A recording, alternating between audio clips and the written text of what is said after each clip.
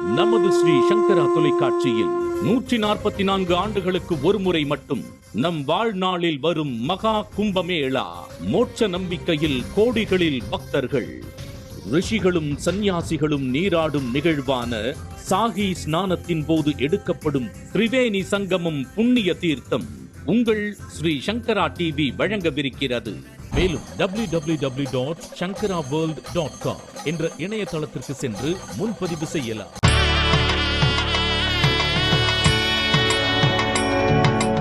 ஸ்ரீ சங்கரா TV நேயர்களுக்கு நமஸ்காரம். இந்த இனிய காலை பொழுதிலே உங்கள் அனைவரையும் சுபதினம் நிகழ்ச்சியில் சந்திப்பதில் மிக்க மகிழ்ச்சி. இன்று 14/2/2025 இந்த நாள் எப்படிங்கிறத பார்க்கலாம் வாங்கோ. இன்றைய தினம் குரோதி வருடம் மாசி மாதம் 2ஆம் தேதி வெள்ளிக்கிழமை. திதி பார்த்தோம்னா தேய்பிரை த்விதியை திதி இரவு 9:52 வரைக்கும் இருக்கு. அதனைத் தொடர்ந்து தேய்பிரை திருத்தியை திதியானது வந்து விடுகிறது.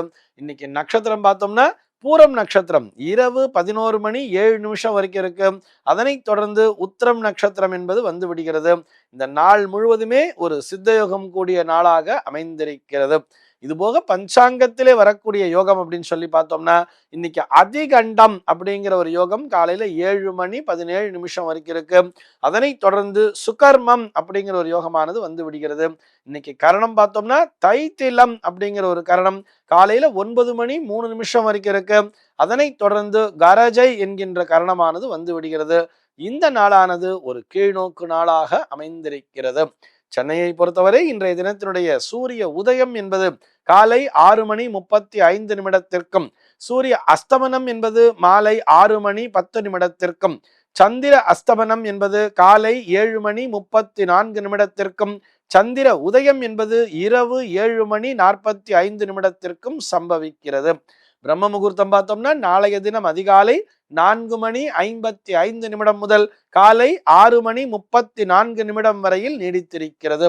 சென்னையை பொறுத்தவரை இன்றைய தினத்தினுடைய ராகு காலம் என்பது பகல் 10:56 முதல் மதியம் 12:23 வரையிலும், யமகண்டம் என்பது மதியம் 3:17 முதல் மாலை 4:43 வரையிலும், குளிகை காலம் என்பது காலை 8:02 முதல் 9:29 வரையிலும் சம்பவிக்கிறது. தினாந்தம் பார்த்தோம்னா இன்றைய தினம் இரவு 1:55 கொடுத்திருக்கா. சூலம் பார்த்தோம்னா இன்றைக்கு மேற்கே சூலம் பகல் 11:13 வரையில் இந்த சூல தோஷம் என்பது உண்டு. அதற்குரிய பரிகாரமாக வெள்ளம் தானம் விடுத்து விட்டு மேற்கு திசையை நோக்கி பயணிக்கலாம் அப்படிங்கிறதையும் சொல்லி இருக்கா. இன்றைய தினத்தினுடைய ஆன்மீக தகவலாக நம்ம என்ன பார்க்க போறோம் சொல்லி பார்த்தோம்னா, சுனிதா சுரேஷ் குமார் அப்படிங்கிற ஒரு நேயர் கேள்வி கேட்டிருக்கார். அவருடைய கேள்வி என்னன்னு சொல்லி பார்த்தோம்னா, காதல் திருமணம் என்பது நன்மையா தீமையா என்பதுதான் அவருடைய கேள்வியாக அமைந்திருக்கிறது. போன வாரம் ஒரு எபிசோட்ல சொல்லியிருந்தேன், நீங்க காதல் திருமணம் என்பது தோஷத்தை தரும் அப்படிங்கிற மாதிரி அந்த நேயர் ஒரு ஆதங்கத்தோடு கேள்வி கேட்டிருக்கிறார். இந்த மாதிரி காதல் திருமணம் செய்து கொள்ளும் பொழுது பரஸ்பரம் புரிந்து கொண்டு வாழ்க்கையை நடத்த இயலுமே, ஏன் நீங்க காதல் திருமணத்தை எதிர்க்கிறீர்கள், அதனால தோஷம் வரும், பரம்பரையில பித்ரு தோஷம் வருங்கிற மாதிரிலாம் சொல்லி இருக்கீங்களே அப்படிங்கிறது தான் அந்த நேயருடைய கேள்வியாக அமைந்திருக்கிறது. நம்ம இன்னைக்கு காதலர் தினமாகவும் இருக்கிறது, எல்லோரும் வேலண்டைன்ஸ் டே அப்படிங்கிற மாதிரி கொண்டாடிட்டு இருக்கா. இந்த நேரத்தில் அந்த நேயருக்கு மாத்திரம் இல்ல, நம்மில் பலருக்கும் குறிப்பாக இக்கால இளைஞர்களுக்கு சொல்ல வேண்டிய ஒரு விஷயம், காதலிப்பது அப்படிங்கிறது தோஷமாக சொல்லவே இல்லை. நம்முடைய புராணங்களிலும் சரி நம்முடைய சாஸ்திரத்திலும் சரி இந்த காதல் என்பதை மிகவும் ஒரு உயர்ந்த அளவிலே தான் சொல்லி வைத்திருக்கிறார்கள், ஒரு உயர்ந்த நிலையிலே தான் இருக்கிறது. அது கூட பார்த்தோம்னா தெய்வீக காதல் அப்படிங்கிற மாதிரிலாம் சொல்லுவா தெரியுமா. பரஸ்பரம் புரிந்து கொண்டு வாழக்கூடிய அந்த நிலையைத்தான் அந்த காதல் அப்படின்னே சொல்றா.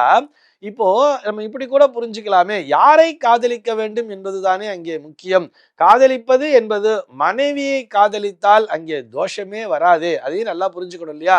அந்த நாள்ல பார்த்தோம்னா பால்ய விவாகம் செய்வதுதான் மிகவும் பழக்கத்திலேயே இருந்தது. ஏன் நம்முடைய தேசப்பிதா காந்தியடிகள் எடுத்துட்டா கூட அவருக்கு 13 வயசுலேயே கல்யாணம் அப்படிங்கிற மாதிரிலாம் சொல்லியிருப்போம். நம்ம அவருடைய அந்த சுயசரிதையிலே படிச்சிருப்போம் தானே.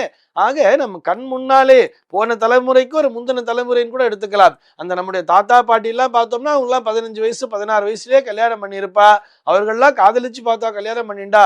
ஆனா கல்யாணத்திற்கு பிறகு அவர்கள் பரஸ்பரம் புரிந்து கொண்டு நடந்து கொண்டார்கள் அல்லவா. ஒரு காதலோடு வாழ்ந்தார் சொல்வார்கள் அல்லவா, அதையும் நம்ம பார்க்கணும் தானே. ஆனா பின்னாளில என்ன ஆச்சுன்னு பார்த்தோம்னா, கொஞ்சம் கொஞ்சமா இந்த சமூக சூழலிலே ஒரு மாற்றம் என்பது வரும் பொழுது, ஒரு உலகவியலிலே ஒரு மாற்றம் என்பது வரும் பொழுது, சட்டப்படி சட்டங்கள் மாற்றப்பட்டன. அந்த சட்டத்தையும் நாம் மதித்துதான் நடந்து கொள்ள வேண்டும்.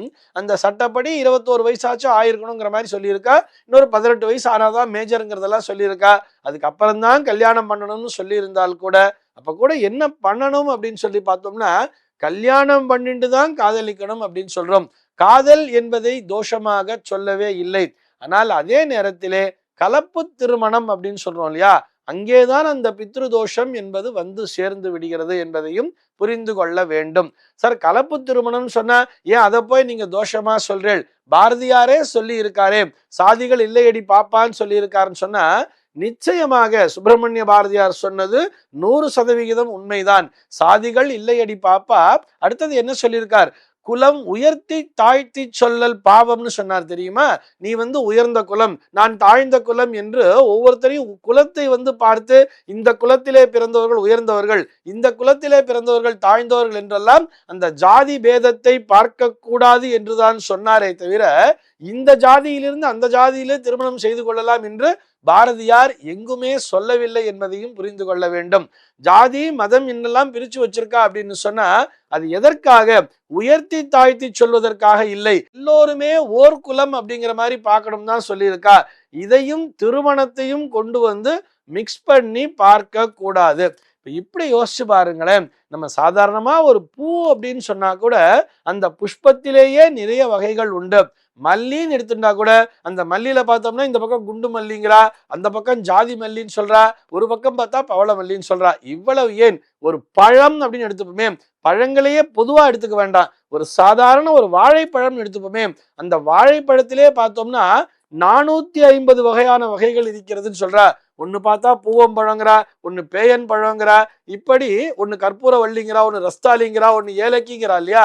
ஒவ்வொரு பழத்திற்கு ஒவ்வொரு குணம் என்பது உண்டு. இதை கிராஸ் பண்ணி இது ரெண்டையும் இணைச்சு ஒரு பழத்தை உருவாக்கும் பொழுது அதனுடைய ருசி என்பதே காணாமல் போய்விடுகிறது, அதனுடைய தனித்துவமும் காணாமல் போய்விடுகிறது. அதனால் உண்டாகக்கூடிய மருத்துவ குணங்களும் சத்துவ குணங்களும் காணாமல் போய் அது ஏதோ ஒரு ருசியற்ற ஒரு பொருளாகவே மாறிவிடுகிறது அல்லவா. நான் ஏதோ ஜாதி பிரச்சனையை பெருசா பேசுறேங்க மாதிரி தயவு செய்து நினைக்காதீர்கள். மீண்டும் ஒரு முறை பாரதியார் சொன்னதையே சொல்கிறேன்.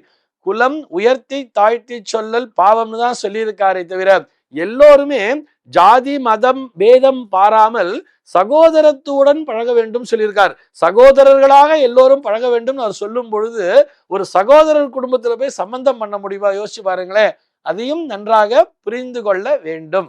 ஆக காதல் திருமணம் என்பது தோஷம் இல்லை. அதாவது கலப்பு திருமணம் என்பதுதான் பித்ரு தோஷத்தை தந்து விடுமே தவிர, கல்யாணம் பண்ணிட்டு காதலிக்கிறதுனால எந்த விதத்திலையும் தவறு என்பது வரவே வராது.